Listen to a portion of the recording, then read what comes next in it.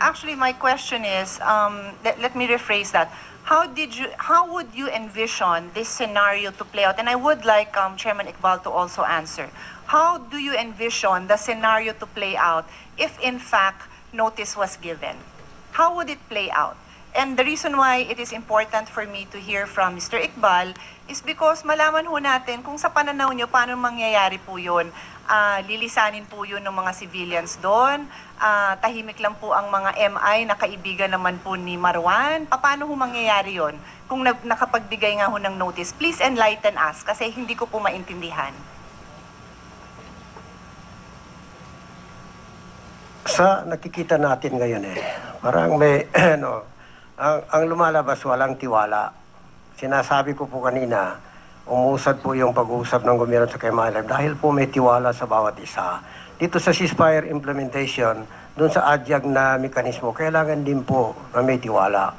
Dahil po sa may tiwala, makikita natin sa record, success stories ng adyag ng gobyerno at saka adyag ng MILF, malaki po, marami po silang nagawa.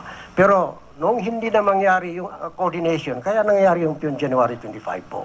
So kailangan po natin ng coordination and then kailangan natin magtiwala sa bawat isa. Kasi pag wala tayong tiwala sa isa't isa, there is no sense talking to each other. So, ang ibig nyo po sabihin, kasi ang hiningi ko po sana sa inyo scenario, no? But di nyo ako sinasagot ng diretso. So I'm just assuming ngayon na sabi nyo dapat may tiwala. So bahala na, basta let's follow the rules and bahala na, magtiwala lang po tayo. Yun ho ba? Hindi ho gano'n. Kaya nga tulungan nyo ho akong intindihin. Ang sinasabi ko po, yun nga, hinihingi po ng counterpart ko na may presenta po namin, yung paano yung proseso para doon po makita na klaro. Kasi pag ganito lang ho, palagay ko mahirapan tayo intindi. Kasi proseso po yan. Proseso and then meron diyang activity sa ground na kailangan matingnan din natin. Idea, process, kailangan doon sa implementation. Paano bang gumalaw? Doon natin makikita yan. Kaya siguro, yung mga adyag ng gobyerno sa KMILF, wala rito yung adyag namin kasi may sakit na sa ospital. Pero yung adyag ng gobyerno ng Pilipinas, palagay ko may illustrate nila kung paano ba yung dynamics, paano ba yung mekanismo. Kasi ho ako, I think some of my companions, nahirapan kami ma-visualize kung nagkaroon ng advance notice, paano lilisanin ang lugar na yon nung mga civilians kung at hindi mabibigyan ng impormasyon si Marwan who is living in peace in that area. Sabi nga po ni Senator Alan, hindi naman siguro magtatago ang somebody with millions of dollars on his head in a place na alam niyang kaliwat kanan, merong magbubulgar nung hiding place niya. So we're just trying to understand paano ito mangyayari. Anyone else in the peace panel want to help me understand? Because if not, I will make some assumptions and I will continue my questions.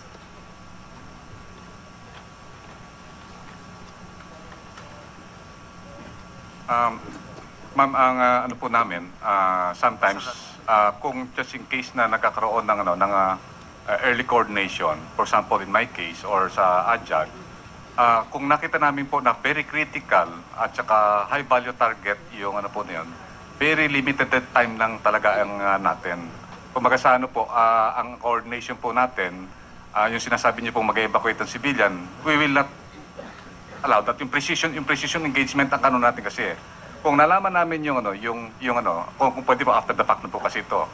Kung nalaman po namin sana yung operations na yon sa panel, kahit nasa amin lang, we can advise them where do we place yung mga blocking force na hindi matetreten ang MILF? That's one. Second, kung merong early coordination, pwede kaming mag-strategize na after getting Marwan, umakyat sila ng mataas na bundok, get a defensive position, and we will effect immediately the ceasefire. Third, kung meron pong prior coordination, kahit na 2 hours lang, basta kami ang maunang magbigay ng information doon sa aming counterpart, okay na po yun, ma'am. Ang mas mahirap, sila po ang unang magbigay ng information sa amin, nagpapakbaka na ang MILF at saka yung gobyerno. Kasi kung ganun po ang mangyayari, yung sinasabi ko pong instances na limited na lang, kahit na 2 hours or even 30 minutes, at least makapag mind mapping na kami kung sino yung kukontakin namin, kung sino yung pinaka-critical na may hold sa ground, na makokontrol niya yung tao niya. At the same time, sino yung pinaka-most influential na grupo na pwede niya i-control yung ano niya. Yun po ma'am ang nakikita natin. I believe walang leakage yun. Walang leakage sa nagawa na po namin yun ma'am. Nagawa na po namin. Nagawa namin itong February 15, nito lang bago. Magagawa din po natin yan. Ang mahirap lang po, pati kami, hindi pinagkatiwalaan sa mekanismo. Well, as to whether that scenario will result in life saves, I will leave that up to our law enforcers, the Secretary of DILG, to determine that in their own forum. I just wanted to hear on record what it is, because based on what you're saying, you will keep it as highly confidential as possible. But you did say you will decide kung sino yung mapapagkatiwalaan. And that's where I feel there may be a problem or serious concerns, kasi precisely why my understanding is hindi matuloy-tuloy yung operations na to. Nakadalawang failed na sila because of confidentiality. But that is just my perception. I will leave it at that. I will go back to Mr. Iqbal. Beg your pardon, Your Honor. Hindi pa ho, inantay ko naman kayo. So, ang next question ko po, nabanggit nyo kasi dun sa katanungan ko, yung sagot nyo was the importance of trust. And sabi nyo earlier, I was following the discussions with my colleagues. Ang sabi nyo, mahirap pagdamdamin ng tao. Ang damdamin ng tao, mahirap yan. And sabi nyo din, it takes so much political capital para isoli ang armas. Ang question ko po is, kung gamit pa lang ang pinag-uusapan natin, kayo na ho, you're very honest and I thank you for that. You were very candid. I appreciate that na sinasabi nyong mahirap pakiusapan itong mga to na nandiyan na, bitawan nyo yung armas, ibalik nyo. Paano pa ho yung encounter na sasabihin na lulusubin kayo, hold back kayo, baka yung mga kamag-anak nyo madamay, and then I'm talking about this encounter moving forward in the future. Pagka ang MILF nagkaayusan na po tayo, pero alam natin po na maraming kamag-anak, kaibigan na may iwan sa BIFF, paano ho yung damdamin? Kasi as far as I know, ang ating armed forces and police, pag sinabi ng mga commander nila, tigil kayo, atras kayo, isurrender nyo yun, sunod po sila.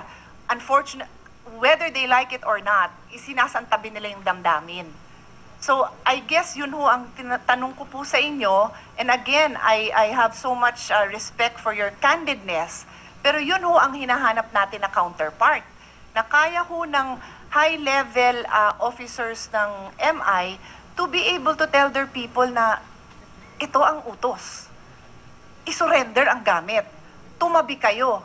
Pabayaan yung lumusob ang ating armed forces, ang ating police.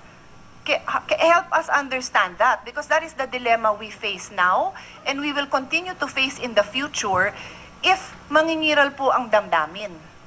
Which I feel is valid, no? But under the circumstances, we need to address it. Siguro, Your Honor, kung titingnan natin ang mga dyaryo, hanggang ngayon nandiyan pa rin ang nandiyan pa rin ang emotion, nandiyan pa rin ang outrages, dami po. So, ibig sabihin, hindi pa rin namamatay. Mas mabuti pa nga ho, with due respect sa mga kaibigan natin na sa SAP, mas mabuti pa nga ho yung pamilya ng mga SAP. Kasi meron silang mga back pay, meron silang tumutulong sa kanila. Sa amin wala. Sa amin wala. Hindi ho ba? So, ibig sabihin, ito titingnan natin mga dyaryo ngayon. Hanggang ngayon, binubuhay pa rin yung kahit na yung mismong pamilya ng mga SAP na namatay, pinupuntahan pa rin ng ibang media para halungkatin yung damdamin nila. Halos, parang ang pinapakita dyan na yung emotion ng tao kailangan magkita ng buong mundo na talagang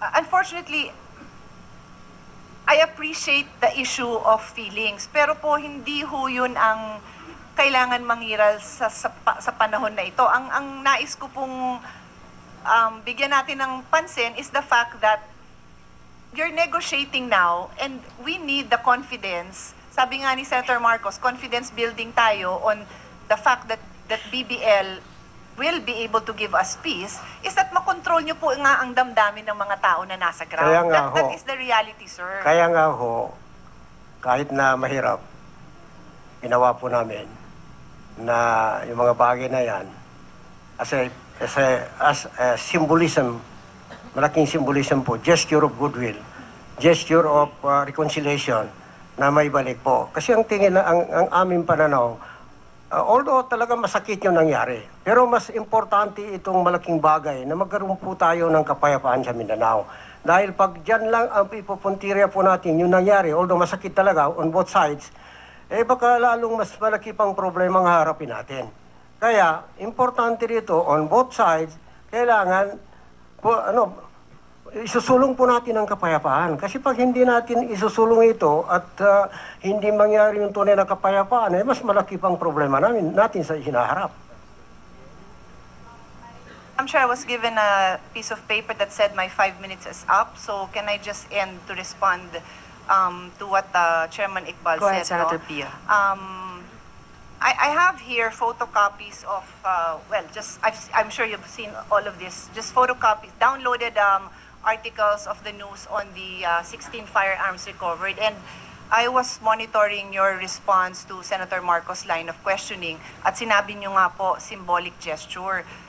I must say that there's something wrong here, sir. Kasi yung symbolic gesture na sinasabi nyo, and before I continue, yung symbolic gesture na binanggit nyo po, in all these articles I've read, and forgive me if I've not read everyone, pero mga 6 ho to, all the officers here present, even those from the peace panel, everyone here has high praises and said that this is a step in the right direction. Katulad po nyo, nagkakaisa po kayo dyan. Tanging si General Espina lang ang nagsabi na we expect more to be surrendered and that all the personal belongings shall be returned to us, uniforms and all belonging to our fallen heroes. Except for that statement, which I feel he's still structured in a very politically correct way, so as not to hurt the MILF, everyone else just had high praises for the gesture. I am not a military officer. I know nothing about guns. And kayo po, nanawagan kayo ng investigation. Gaano ho ba kahirap para tingnan lang ng isang expert kung talagang nakanibalize yan? Hindi ho ba, General Espina, on the spot? You can have your experts look at it and say, wala ho yung scope dito, natanggal ho yung trigger dito, pinalitan ho ng alambre, ng safety pin. You don't need an investigation for that. And you are accountable to our people, to the fallen 44, to these soldiers and their families, to tell them kung biro-biro lang naman yung gesture na yon. And if sa panahon nyo, Mr. Iqbal, on your part, good faith, then I acknowledge that and I appreciate that. But I need you to be able to say na babalikan ko tong lahat na to, sisiguraduhin ko, and aalamin ko kung ba't nila kayo binubola, bakit nila tayo binubola, dahil kayo ho ang nakaharap dyan, kayo ho ang kausap namin, na matino itong binalik nyong 16, kahit na, as far as I know, arithmetic nga lang naman po, pero kulang na kulang yung 16 out of 60 ba yun? 60 plus? 46, something like that. So sa numbers pa lang kulang, on the cannibalization, you don't need an investigation. So I rest my case, but maybe a quick response from General Espina on this, because it's been, the ceremony was Feb 18 ba or Feb 19, the turnover. So what, it's been 6 days? I mean, this means a lot to the families of the soldiers, and I'm sure to every officer here whose people lost, whose equipment they've lost, aside from the personal belongings. We can't sweep it under the rug, which we are doing as we wait every single day for such an investigation or further return of more equipment. Nasa na ho ba to? Nag-alisa na ba sa Pilipinas? Bakit abutin pa ng siyam-siyam? So, I go back to your answer. Damdamin nga siguro, but then where is the leadership po? With all due respect, kailangan ho natin panindigan yan. Kasi paano ho tayo mag-move forward sa decommissioning kung ito hindi natin mabalik 40 plus pieces lang? Paano pa alam po po yung ninyo, hundreds of arms with due respect, na nakatago sa ilalim ng bahay, sa likod ng pintuan? Paano ho pa ho ibabalik yun? Eh sabi nyo nga ho, these are, what was the term, spoils of war. Sinabi nyo po yun kanina. So in yun plain lang po, military Madam Chair, I can parlance, just get the response. in pure military parlance, inkwentro po yun eh. Pero babalikan ko yung armas po. Alam po niyo, yung inkwentro na yan, nangyari sa isang lugar, isang community, na maraming grupo doon. At least 3 or 4 groups na yun nandoon. Yung BIFF, MILF, Private Army, na alam naman natin kung kanino yan. Pang-apat, kasi pag may inkwentro, kahit na yung mga sibilan sumasama. Yung BIFF, sinasabi nila... Sir, nabanggit po ninyo, kanino po yung private army? Hindi po Hindi namin ko po, alam. I cannot say it openly, Your Honor. Bakit po? Is it national security? Hindi naman ho, pero I do not want to create a social problem on the ground. Maybe in private I can tell you. Okay, Your that will Honor. be Yeah, accepted. Ay, Please finish your answer, sir. may kinikwento po kayo, di ba? Oh, yan nga. 4 na grupo nandyan, MILF, it's a community, MILF, BIFF, private army na yan, tapos yung mga civilian. Yung mga civilian, kung pagkatapos ng bakbakan ganyan, kasama sila naghanap ng armas. And then yung BIFF, sabi nila, ang nakuha nilang armas, 10, kasama B-90 in one interview of their spokesman, Abu Misri. So yun po, yung armas na yan, doon napunta po doon sa 4 na grupo na yan. Pero sa amin, sinabi ko doon sa kamsyong ko, Awang, sa Datulin Siniswat, na hindi namin sinasabi na ito na lang nakuha ng MILF. Pero hahanapin po namin at kung meron pa kaming makita, isasolve pa rin namin. Especially yung mga personal effects. Pero sa tingin ko, wala na kaming mahanap. Maliban doon sa isa na we promise na ibibigay pa rin namin sa SAP. Well, siguro yung tungkol na lang sa cannibalization, balikan nyo na lang ho kami dun sa incident na yon. Kasi hindi ho ako papayag na hindi natin malaman ang punot dulo nun. Kasi hindi ako naniniwala na kailangan po ng another full investigation for that. Kasi alam po ninyo, yung pagdala doon ng armas, that was February 18, doon lang namin nakita sa counterpart ko yung armas doon sa Awang Airport. And then there was a sort of a validation. I don't know, was it the military or a representative of the PNP? But there was a validation, especially yung mga serial numbers. And then habang nandoon kami, wala naman sinasabi sa amin na mayroon hindi nagkatugma doon sa serial numbers na ibinigay ng PNP sa CCS ng MILF, CCS ng Gobyerno ng Pilipinas. Noon lang namin nalaman na mayroong cannibalization na afterwards. Pero hindi ko naman sinasabi na yung sinasabi ng PNP hindi tama. Kaya lang naman, pag wala hong independent investigation, it puts the MILF in a bad light. Kaya nga ako, although palagay natin, naniniwala kami sa sinasabi ng PNP, pero nahihirapan po kami kung wala hong magsasabi na independent group na ito pala na-cannibalize. So yun ho ang punto namin.